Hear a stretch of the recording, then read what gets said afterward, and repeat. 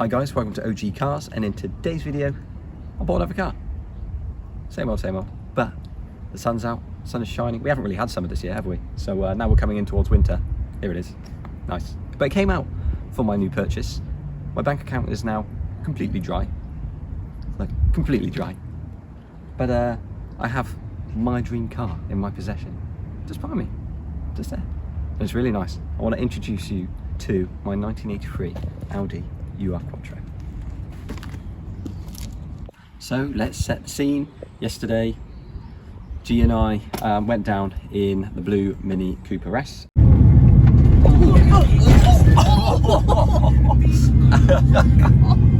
To Somerset, near Cheddar, and we picked up this car from the owner who's had it for 5 years, Wayne. Very nice guy.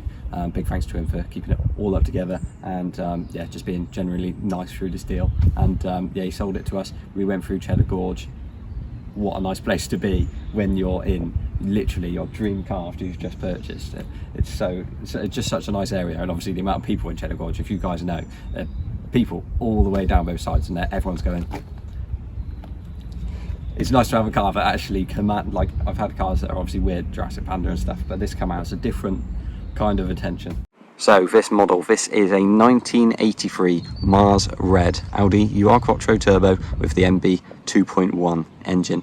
And as many of you know, it's been my dream car to have an Audi Quattro for a long time. This particular spec is very similar to that of the Ashes to Ashes DCI Gene Hunt car, which was, I believe, a 1983 as well, with the flat front, with the full lights, because obviously the earlier ones had the quad lights on the flat front, but this was the slightly later one with the full lights, but not the slant front, which most of the cars ended up being from about mid 84 onwards, I believe. And it also has the original black spoiler, which normally go really saggy in the middle, but this one's really quite straight. It needs a bit of work on the top, but this is the original rubber spoiler, the black star one, with the coloured rear lights and the coloured rear prismatic piece rather than the smoked pieces. It's got a very nice sounding exhaust, dual tip Scorpion on there, which I believe a lot of Quattro owners go for. It gives you a little bit of burble, gives you a little bit of sound, but not overbearing, so that's ideal.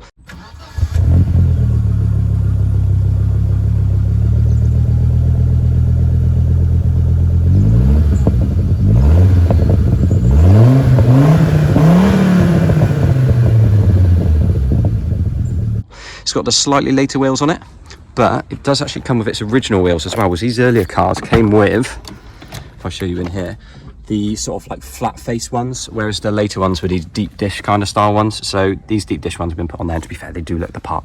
They have new tyres on, so I'm keeping them on there for now, but these flat dish ones still have brand new tyres on, so they're ready for whenever I need them. By the way, just don't look that I put a wheel in there. We didn't have enough room in the Mini for all four, so that's why that's like that. But I love the interiors on these as well. It's got the zebra interior. It's not a digi dash. I think that came in later anyway. It's just the analog dash, but I just love it. You've got the little turbo horn push there, and it's just really nice zebra pattern everywhere. It's a non-sunroof, so you've got the headlining covered like that all the way through. It's got 2 speakers in the back, a couple of small ones in the front here, and it's got this very nice sort of modern style version of a retro Blaupunkt in there, which I believe is quite an expensive new style radio, which is made to sort of look the part for an old car, but has DAB and USB and all the bells and whistles, so that's ideal. And obviously with the Quattro, we've got the differential locks. Obviously I've got electric windows and stuff for my GT as well, so in that aspect it's sort of half similar in design, but you just get a couple more bells and whistles in here. But yes, it's a very nice place to be in there. And here it is. This is the 2.1 turbo MB engine. It says turbo on the top, and the turbo's hidden underneath there. You guys may remember my 10 valve KV Audi GT. Looks very similar. Obviously the engine design and the whole setup with the gearbox behind, with the drive shafts coming out like that, all the same, but this has the turbo on there. It's the 2.1, not the 2.2, and it also has a drive off the back of the gearbox, obviously going towards the back, so we've got 4-wheel drive. So the question is, why a Quattro? And I suppose I could ask myself that in a way, but as a little kiddie, I always loved the Audi Quattro. I mean, I loved the Group B rally cars. I loved going to like rally day and all the similar, you know, race retro and stuff with my dad. We'd always take me to those shows to see obviously cars like this, or the rally versions of this, and all of their competitors. But there's something about this one that I just loved more about the rest of them. It's such an icon for being the introduction to obviously like Quattro turbo. You got 4-wheel drive turbo introduction into rally, and everyone sort of followed suit. And that's just the way the world is today. That's just the spec, and I just loved the look of the car, and I loved ashes to ashes as well. So I loved the flat front Audi Quattro.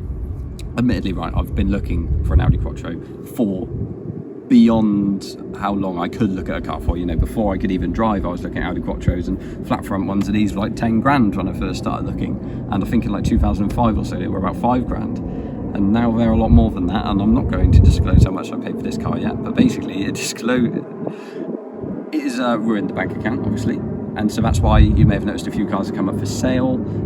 As I say, you'll probably see a few more cars come onto the channel, but that's because we bought them prior to this, and they're just going to sort of like be done up and sold or whatever. But yeah, this is the car I've always wanted, so that is why I had to have this particular car. I remember as well going on like holiday to Yorkshire and stuff with my dad, and seeing the first ever Audi Quattro. I just like normal version like this, Quattro turbo, not like a rally car. I remember seeing one just in a car park at a railway station and thinking that I will own that one day, and that was before I could drive. And then 3 years ago I got an Audi Coupe GT, and I absolutely loved it. But I knew in the back of my head, as much as I always thought, oh, okay, the GT is a Quattro without the turbo, without the wide body, and without the 4-wheel drive, there was still that fleeting thought that I had to complete the dream. So here it is, and it still doesn't feel real yet. So there are a couple of small things I want to do to this car. The Audi stickers on the back are all faded, and I think the door stickers are slightly faded as well, so it'd be nice to do those. It'd be nice to change the prismatic because there's a small crack in it. I mean, the paintwork on this car is not immaculate, but it is actually pretty good, so I'm probably just going to leave it well alone for now. I think with a car like this, unless you just do the whole thing, then it's just going to look patchy, and there's like small little cracks in the paint here and there, but I mean, it's a usable car, and I paid a usable price for a Quattro, because obviously you could pay 40, 50, 60 grand, but that's just, I would park it in the garage and just never use it. I'd be like, oh my god, this is the best thing ever, and just look at it. But this is a car I can actually use. But G and I made an agreement quite recently that we wouldn't buy any more cars, and guess what? Obviously that's happened. It came up with these cars, especially an early one like this. You can't really go with beggars can't be choosers. Beggars can't be choosers. It's just, yeah. I had a certain amount of money. I had a budget, right, which didn't really fit any Quattro apart from a rusty wreck, or like very occasionally one would come up, but I wasn't sort of ready. And on this one I just had to jump for it, because I was like, well, this is actually, because obviously later ones are, with a slant front and stuff, yes, I'd have them, but I wanted an early one. So when the early one came up and it was just in my budget, it was a slight stretch, I'll admit, but I had to do it because it was a slightly more usable price, and I actually have my dream car now. So as with G and I's agreement, where we obviously shouldn't buy anymore, I had to say, G, I'm very sorry, but this is the one. Because I went down to see it with my mate Ben Hooper with an Audi 80 Sport. I'll put a picture in of that. That was a very nice car to go down in and see this car with. Thanks to Ben for his expertise because I've looked at a few other Quattros sort of like online, but not actually been to see them. He helped me out with them. So big thanks to Ben for helping me sort of like pin down which one to get. And obviously this was the one.